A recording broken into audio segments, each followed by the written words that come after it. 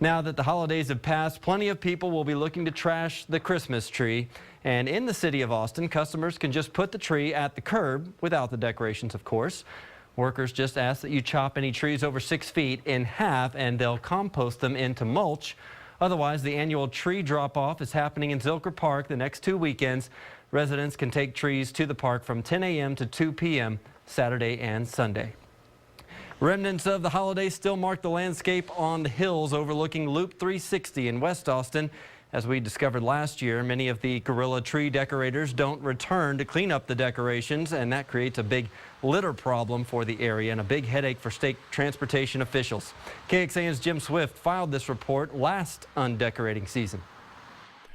On a steep hill in West Austin late last week, 7-year-old Kayla Kane wrestled with a red garland. Nearby, Kayla's 4-year-old sister Riley tackles a red ball closer to the ground. What do you like about coming out here? You get to undecorate Christmas trees.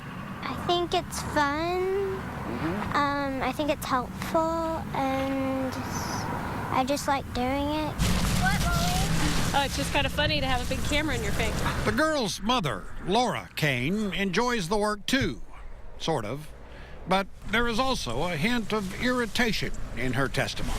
We just come out every year. We don't decorate a tree, but we come out and clean up the trees. I feel like there's a lot of trash, and every year it seems to get worse. This is the largest cluster of trees that I've seen in the years that I've worked at TxDOT. We first reported on gorilla cedar tree decorating 4 years ago, when the phenomenon first established a strong beachhead on a steep slope above Loop 360. We don't want to be the Grinch that stole Christmas, but obviously we have to consider whether or not these decorations could become a hazard to drivers.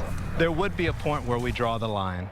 We haven't gotten to that point yet. 4 years later, that line is still not crossed, but it appears to be getting closer. Every year we hear from people about the litter problem, especially in the last year or two. We've had at least one person who was very upset about it. Thank you, Mama. You're welcome. Just imagine for a moment that family is on that steep hill with the loose rocks, and one of those kids falls and gets cut on some broken glass. That's why we're not encouraging people to put the decorations out there in the first place. But wouldn't that just be a nightmare scenario for this department? It would be a nightmare for everybody. It's a community service project that they can learn from. For the Kane family, it's about a teaching moment for the kids. But for TxDOT, it's a final exam for the very future of this sort of thing. And everybody has some quick learning to do. Jim Swift, KXAN News.